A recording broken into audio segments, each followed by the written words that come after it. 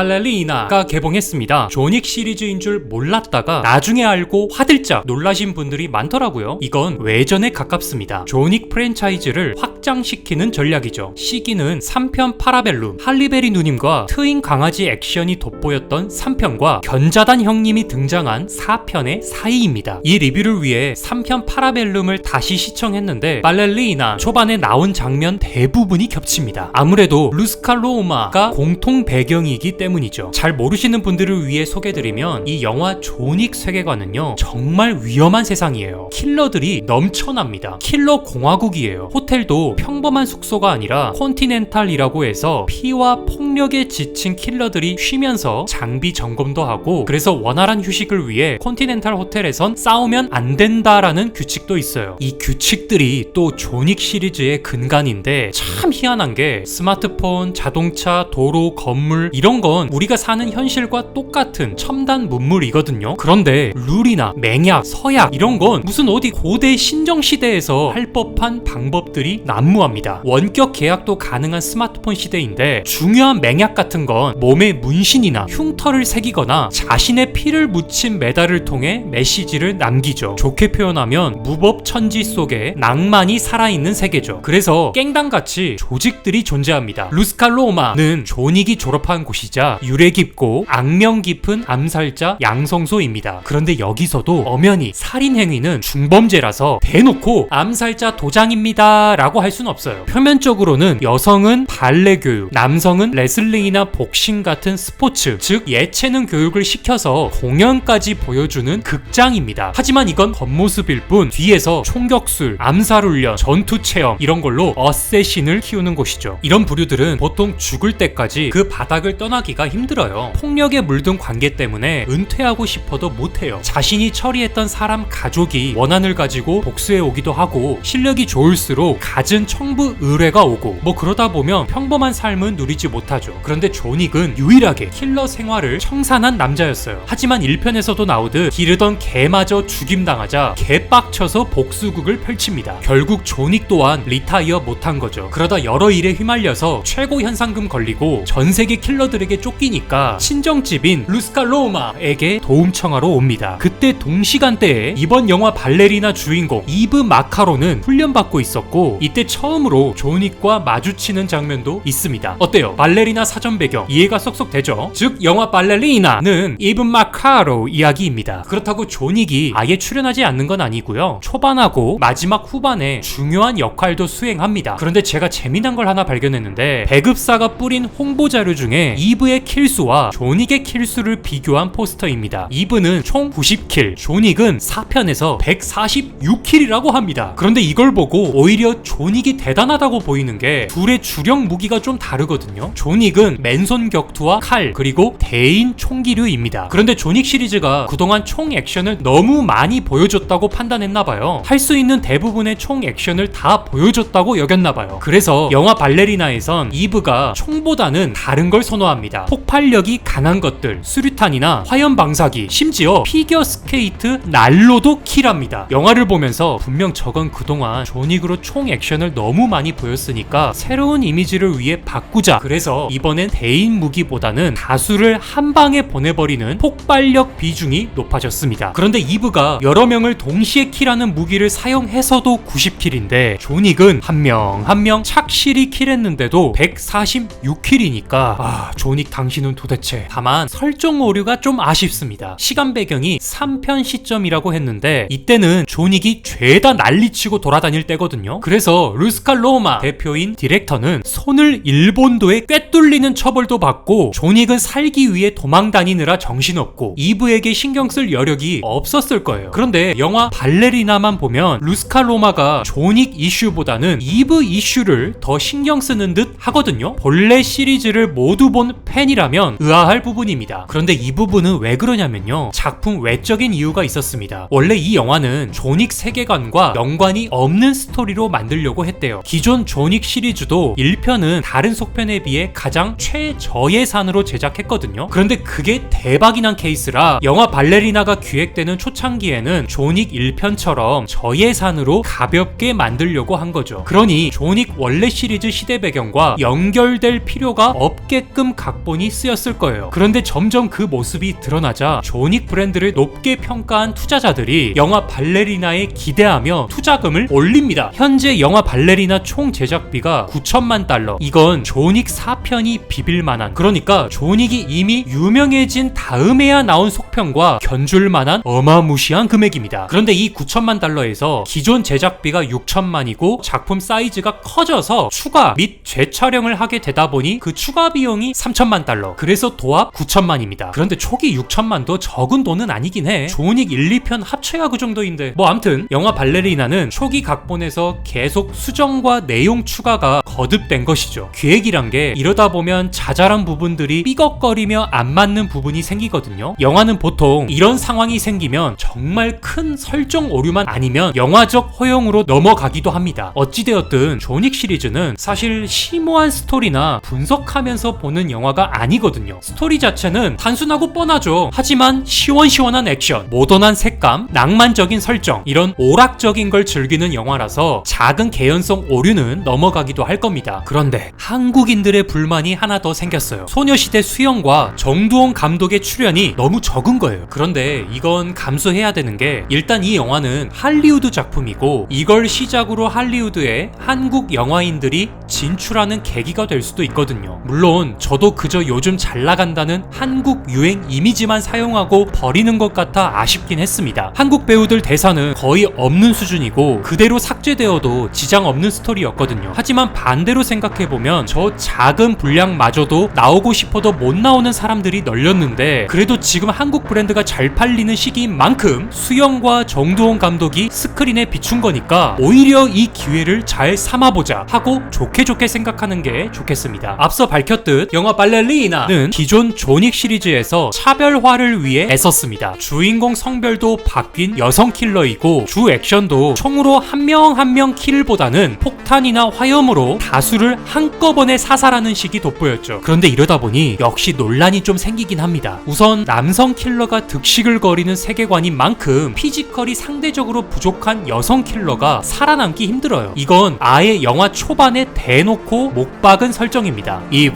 너는 여성이니까 상대보다 약할 수밖에 없다. 그러니 너는 오히려 더 여자같이 싸워라. 이게 무슨 말이지? 보니까 남성 킬러 고관을 가격하는 방식을 많이 사용하더군요. 저는 이 부분이 참 의아한 게, 여성분들이 남자 사타구니를 발로 차는 게 되게 효과적인 제압 방법으로 정말 알고 있는지 의문스러웠습니다. 호신술 전문가들의 의견에 따르면 그건 오히려 상대를 더 화나게 만드는 방법이거든요. 물론 이브는 전문 킬러이니까 그걸 정말 전략으로 사용할 줄 아는 프로 암살자는 맞습니다. 다만 그래도 아쉬운 게 3편이랑 비교돼요. 3편의 킬러 소피아는 같은 여성입니다. 설정상 이브보다도 나이가 더 많아요. 그럼 피지컬이 더 약할 테니까 남자 고관을 차는 게 정말 효과적이라면 그걸 적극 활용해야겠죠. 그런데 안 그랬습니다. 일단 2마리의 군견을 훈련시킵니다. 남성 킬러보다 딸리는 힘을 이 군견들이 커버해요. 물론 군견들이 주로 무는 곳이 남성 킬러의 고관이기도 했습니다. 여기서도 적용되는 방법이었죠. 그리고 동시에 그라운드 기술을 써먹습니다. 실제로 UFC 같은 종합 격투기를 보면 레슬링, 주짓수 기반 선수들이 정말 노련하다고 하죠. 관절기 같은 서브미션의 기술들로 상대를 제압하면 아무리 체격이 더 좋은 킬러여도 여성 킬러가 제압할 가능성이 올라가니까요. 그래서 3편에서 소피아는 대형견들로 상대를 겁을 주거나 초기 제압을 하고 당황한 순간 달려들어서 관절기를 걸고, 그렇게 무력화된 상대에게 총을 한 방 빵! 이 얼마나 매력 터지는 누님의 액션입니까? 그런데 영화 발레리나의 이브는 이렇게 다른 특기를 살리기보단 더 강력한 위력의 무기를 사용해서 오히려 더 카리스마로 밀어붙이는 느낌이었습니다. 물론 이게 틀렸다는 건 절대 아닙니다. 시원시원한 액션을 원하는 시선에선 정말 좋았어요. 하지만 좀 더 치밀하게 짜인 설정과 세계관, 그리고 각본의 퀄리티를 느끼고 싶던 저에게는 좀 아쉬운 선택이었습니다. 그런데 조닉도 급하면 이브처럼 무기고 물건이고 다 집어던지고 급한 대로 이것저것 다 사용하기 때문에 절대 이브가 틀린 선택을 한 건 아니에요. 애초에 반려견 목숨값으로 수십 명을 학살하는 세계인데 정답이 있겠습니까? 그리고 홍보 하나 하자면요, 오늘은 제가 인형 얼굴을 대동하고 나왔습니다. 요게 그 경기도 마스코트 봉공이라는 애인데요, 봉공이란 이름도 변화와 기회라는 경기도 슬로건을 적절히 변형시켜 나온 이름이라고도 하네요. 너무 귀엽죠? 많은 관심 부탁드립니다. 여러분들은 영화 발레리나를 어떻게 보셨나요? 자유롭게 댓글로 표현해 주시고요. 제 영상이 좋으셨다면 구독과 좋아요도 부탁드리겠습니다. 감사합니다.